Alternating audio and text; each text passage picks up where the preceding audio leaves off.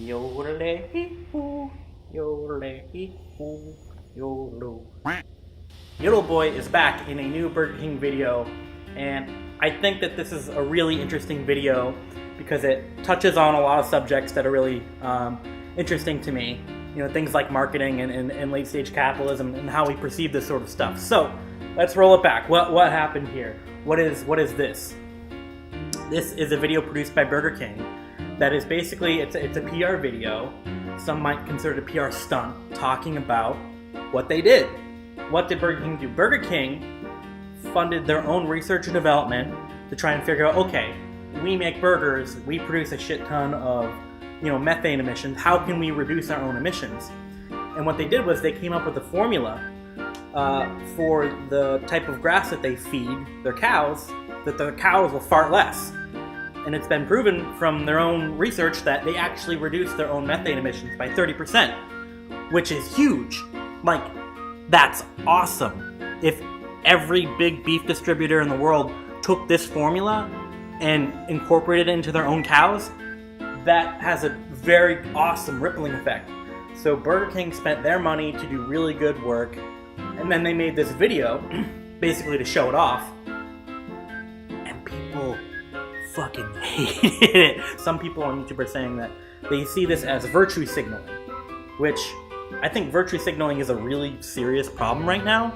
There's a lot of companies out there that will post something and then they won't actually do jack shit. They think just by posting that's enough, which it's not. I would not consider this video virtue signaling at all. They went out and they did the research, they developed a new formula, and on top of that, they made the formula public. It says in the video that they want other companies to join in on them. So to me, that's not virtue signaling at all. To me, that is, it's the opposite. Okay, so they did good, but why do they have to make the video in the first place? You might be asking, like, why does this content need to exist? Shouldn't they just be good? Here's the thing. That video, that, like, splash of PR, unfortunately, that's the only return on investment they're gonna get. There are no incentives towards being a good company in America. Like, that's what late-stage capitalism is. It means profit by any means. They didn't have to do this. In fact, this is a net loss for them. And I think when you look at the reactions to this commercial, with the insane amount of downvotes it's gotten, that just rings even more true. People do not appreciate this. And on one hand, I totally agree with them. I think all this stuff, all these like fluff piece videos that we're looking at shouldn't exist. But here's the thing. You can't say that corporations need to stay out of politics when they are the politics.